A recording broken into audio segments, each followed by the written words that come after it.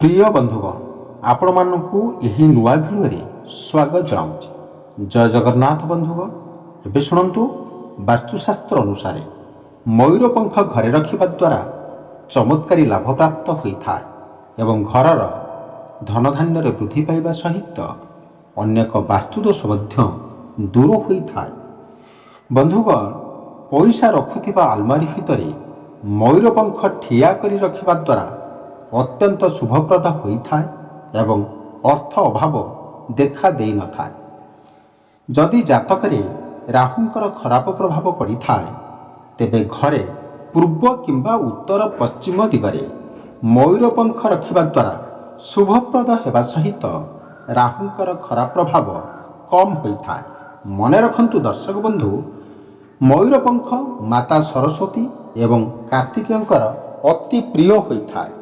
तेबे पिलांकर पढ़िबा टेबुल पाखरे दुईटी मयूरपंख रखिबा द्वारा शुभप्रद हेबा सहित विद्या अर्जन रे सुधार होता है।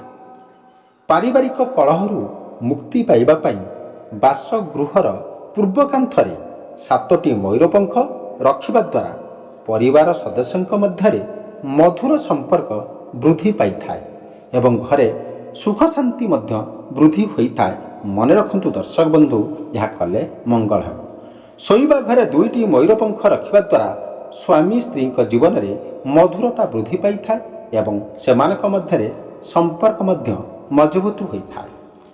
घरे दक्षिण पूर्व दिग अर्थात अग्निकोण में मयूरपंख रखा द्वारा अत्यंत शुभप्रद होगा सहित आर्थिक संकट में सम्मुखीन होगाकू पड़ी न था एवं व्यवसाय मध्य उन्नति होता है। जदि घरे प्रत्येक दिन कली झगड़ा होता तेबे घर सम्मुख बा मुख्य द्वार रे 3टी मयूर चंद्रिका लगाइबा द्वारा शुभप्रद होता है एवं परिवार रे कलह दूर होता है। मन रखंतु दर्शक बंधु, जदि घर उपरे कुदृष्टि पड़िबा हेतु अशांति देखा देता है तेबे घरर ईशान्य कोण रे कृष्णंकर फटो सहित मयूर चंद्रिका लगाई रखिबा द्वारा सुख शांति प्राप्त होता है एवं वास्तुदोष मध्य दूर होता है।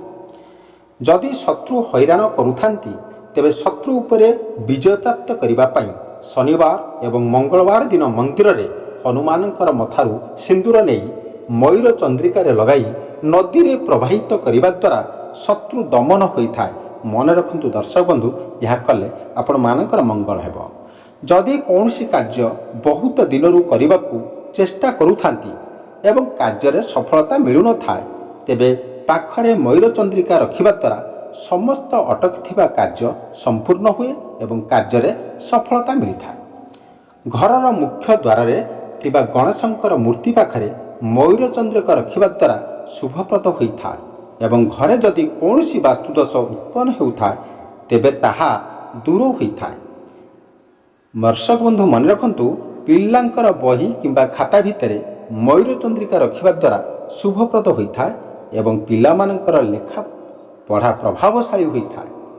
जदि कौनसी लोक उदास रहता है, मन रखंतु किंबा कार्य क्षेत्र में निजर श्रेष्ठता प्रतिपादन करि पारु न थांती तेबे मयूर चंद्रिका घरे रखिबा द्वारा उदासी दूर होगा सहित श्रेष्ठता प्रतिपादन होता है।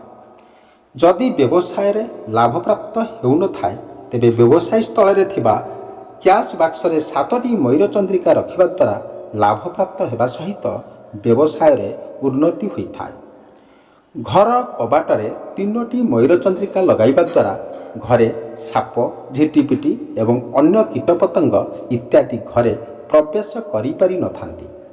कौनसी मंदिर जाई राधाकृष्ण मुकुटरे मयूर चंद्रिका लगाइबा परे 40 दिन पर सही मयूर चंद्रिका आनी घरे पैसा रखिथिबा स्थान रे रखिबा द्वारा आर्थिक लाभ प्राप्त होता है। बंधुगण, मन रखंतु यह कले आपण मानकर दुख दूर ही सुख प्रतिष्ठा हो। घरे मयूर चंद्रिका रखिबा द्वारा कौनसी दृष्टिशक्ति घरे प्रवेश करि पारि न थाए एवं घरे सकारात्मक शक्तिर प्रभाव अक्षुण्ण व अतुट रही था। मयूर चंद्रिका घर उत्तर पश्चिम कोण किंबा कांथरे लागिकरी रखिबा द्वारा राहुंकर खराब प्रभाव कम होता है। मन रखंतु एवं परिवार लोकंकर स्वास्थ्य मध्य भल रही था। चांदीर ताबिज भितर मयूर चंद्रिका रखी नवजात शिशु को ପିନ୍ଧାଇବା ଦ୍ୱାରା ମଙ୍ଗଳକାରୀ ହୋଇଥାଏ ଏବଂ ଖରାପ ନଜର ଅର୍ଥାତ୍ ଦୃଷ୍ଟି ଦୋଷ ଲାଗିନଥାଏ। ମନେ ରଖନ୍ତୁ ଦର୍ଶକ ବନ୍ଧୁ, ଯଦି ଅଯଥା ଖର୍ଚ୍ଚ ବୃଦ୍ଧି ହେଉଥାଏ କିମ୍ବା ପଇସା ଅଧିକ ସମୟ ପାଖରେ ରହୁନଥାଏ, ତେବେ ଠାକୁର ଘରେ ମୟୂର ଚନ୍ଦ୍ରିକା ରଖିବା ଦ୍ୱାରା ଅଯଥା ଖର୍ଚ୍ଚ ଦୂର ହେବା ସହିତ ପରିବାର ଲୋକଙ୍କ ଭିତରେ ଉତ୍ତମ ସମ୍ପର୍କ ରହିଥାଏ। ତକିଆ ତଳେ 7ଟି ମୟୂର ଚନ୍ଦ୍ରିକା ରଖି ଶୋଇବା ଦ୍ୱାରା ମଙ୍ଗଳକାରୀ ହୋଇଥାଏ ଏବଂ ଜାତକରେ ଥିବା କାଳସର୍ପ ଦୋଷ ଦୂର ହେବାର ସାହାଯ୍ୟ କରିଥାଏ। ବନ୍ଧୁଗଣ, ଏପର୍ଯ୍ୟନ୍ତ ଆପଣମାନେ ଯଦି ଭିଡ଼ିଓକୁ ଲାଇକ୍ କରିନାହାନ୍ତି ପ୍ଲିଜ୍ ଭିଡ଼ିଓକୁ ଲାଇକ୍ କରିଦିଅନ୍ତୁ। ଚ୍ୟାନେଲରେ ନୂଆ ଥିଲେ ଚ୍ୟାନେଲକୁ ସବସ୍କ୍ରାଇବ୍ କରିଦିଅନ୍ତୁ। ଆର୍ଥିକ ସ୍ଥିତି ମଜବୁତ କରିବା ପାଇଁ ହେଲେ କାର୍ଯ୍ୟାଳୟ ଦକ୍ଷିଣ ପୂର୍ବ ଦିଗରେ ମୟୂର ଚନ୍ଦ୍ରିକା ରଖିବା ଦ୍ୱାରା ଅର୍ଥ ଅଭାବ ଦୂର ହୋଇଥାଏ ଏବଂ ଅଟକୁଥିବା ଧନ ପ୍ରାପ୍ତ ହୋଇଥାଏ। ଯେଉଁ ମହିଳାଙ୍କର କଣ୍ଠ କୋମଳ ଏବଂ କଥାବାର୍ତ୍ତା ଧୀର ହୋଇଥାଏ ସେମାନେ ଅତ୍ୟନ୍ତ ଭାଗ୍ୟଶାଳୀ ମହିଳା ଅଟନ୍ତି। ଯେଉଁ ମହିଳାମାନେ ଆସ୍ତିକ, କ୍ଷମାଶୀଳ, ଦାନଶୀଳ, ବୁଦ୍ଧିମାନ ଏବଂ କର୍ତ୍ତବ୍ୟପରାୟଣ ସେମାନେ ସାକ୍ଷାତ ଲକ୍ଷ୍ମୀ ସ୍ୱରୂପ ଅଟନ୍ତି। ବନ୍ଧୁଗଣ, ଏବେ ମନେ ରଖନ୍ତୁ, ଯେଉଁ ମହିଳାମାନେ ଘରକୁ ଆସୁଥିବା ଅତିଥିଙ୍କୁ ଆଦରପୂର୍ବକ ସତ୍କାର କରନ୍ତି ସେମାନେ ଅତ୍ୟନ୍ତ ଭାଗ୍ୟଶାଳୀ ହୋଇଥାନ୍ତି। ଯେଉଁ ମହିଳାମାନେ ସକାଳ ଓ ସନ୍ଧ୍ୟାରେ ଘରେ ଦେବୀ ଦେବତାଙ୍କୁ ଧୂପ ଦୀପ ଦେଇ ପୂଜା ଅର୍ଚ୍ଚନା କରିଥାନ୍ତି ସେମାନେ ଭାଗ୍ୟବାତୀ ମହିଳା ହୋଇଥାନ୍ତି। ଯେଉଁ ମହିଳାଙ୍କର ଗାଲ ଗୋଲ, ମନେ ରଖନ୍ତୁ, ସୁନ୍ଦର ଓ ଶିର ଦେଖା ନଯାଏ ସେମାନେ ଦୈବ ଗୁଣଯୁକ୍ତ ମହିଳା ଅଟନ୍ତି। ଯେଉଁ ମହିଳାଙ୍କର ଓଠ 2 ଆଙ୍ଗୁଳ ସୁନ୍ଦର ଓ ମାଂସାଳ ତେବେ ସେମାନେ ସୌଭାଗ୍ୟଶାଳୀ ମହିଳା ହୋଇଥାନ୍ତି। ଯେଉଁ ମହିଳାଙ୍କର ବେକ 4 ଆଙ୍ଗୁଳି ବିଶିଷ୍ଟ, ସୁନ୍ଦର ଓ ସୁଢଳ ସେମାନେ ଉତ୍ତମ ଲକ୍ଷଣଯୁକ୍ତ ମହିଳା ହୋଇଥାନ୍ତି। ଯେଉଁ ମହିଳାଙ୍କର ବେକରେ ଘଣ୍ଟିକା ଉଚ୍ଚା ହୋଇଥାଏ, ମନେ ରଖନ୍ତୁ, ସେମାନେ ସୌଭାଗ୍ୟଶାଳୀ ମହିଳା ହୋଇଥାନ୍ତି। ଏବେ ଶୁଣନ୍ତୁ, ଯେଉଁ ମହିଳାମାନଙ୍କର ବେକରେ 3ଟି ରେଖା ପଡ଼ିଥାଏ, ମନେ ରଖନ୍ତୁ ଦର୍ଶକ ବନ୍ଧୁ, ସେମାନଙ୍କର ସ୍ୱାମୀ ଐଶ୍ୱର୍ଯ୍ୟଶାଳୀ ହୋଇଥାନ୍ତି। ଯେଉଁ ମହିଳାଙ୍କର ନାକର ଅଗ୍ରଭାଗ ଅଳ୍ପ ଲମ୍ବି ଥାଏ ସେମାନଙ୍କୁ ବହୁତ ସୁଖ ଓ ସୌଭାଗ୍ୟ ପ୍ରାପ୍ତ ହୋଇଥାଏ। ଶରୀରର ବିଜ୍ଞାନ ଅନୁସାରେ ଯେଉଁ ମହିଳାଙ୍କର ମୁହଁ ଟିକେ ଛୋଟ ହୋଇଥାଏ ସେମାନେ ପୁରୁଷଙ୍କ ପାଇଁ ବହୁତ ମଙ୍ଗଳକାରୀ ଅଟନ୍ତି। ବନ୍ଧୁଗଣ, ଏପର୍ଯ୍ୟନ୍ତ ଆପଣମାନେ ଯଦି ଭିଡ଼ିଓକୁ ଲାଇକ୍ କରିନାହାନ୍ତି ପ୍ଲିଜ୍ ଭିଡ଼ିଓକୁ ଲାଇକ୍ କରିଦିଅନ୍ତୁ। ଚ୍ୟାନେଲରେ ନୂଆ ଥିଲେ ଚ୍ୟାନେଲକୁ ନିଶ୍ଚିନ୍ତ ଭାବରେ ସବସ୍କ୍ରାଇବ୍ କରିଦିଅନ୍ତୁ। ଯେଉଁ ମହିଳାଙ୍କର ଓଠ ମଝିରେ ରେଖା ଦେଖାଯାଏ, ମନେ ରଖନ୍ତୁ, ସେମାନେ ଅତ୍ୟନ୍ତ ସୌଭାଗ୍ୟଶାଳୀ ମହିଳା ହୋଇଥାନ୍ତି।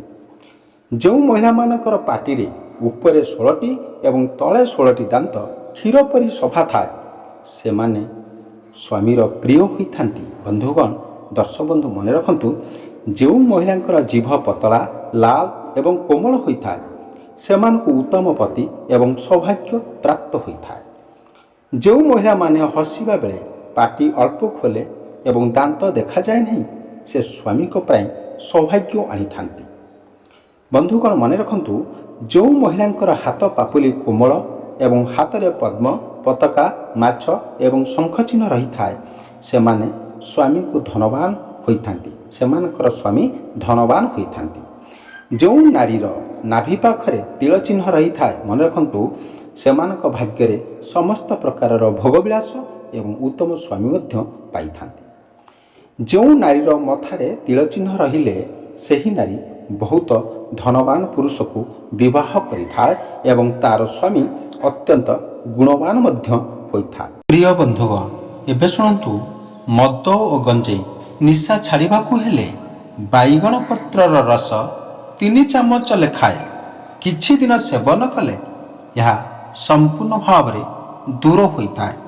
ବନ୍ଧୁଗଣ, ଏ ଭିଡ଼ିଓ ଯଦି ଆପଣମାନଙ୍କୁ ଭଲ ଲାଗିଥାଏ ଭିଡ଼ିଓକୁ ଲାଇକ୍ କରିବେ ଏବଂ ଚ୍ୟାନେଲରେ ନୂଆ ଥିଲେ ଚ୍ୟାନେଲକୁ ନିଶ୍ଚିନ୍ତ ଭାବରେ ସବସ୍କ୍ରାଇବ୍ କରି ରଖିବେ। Thank you so much.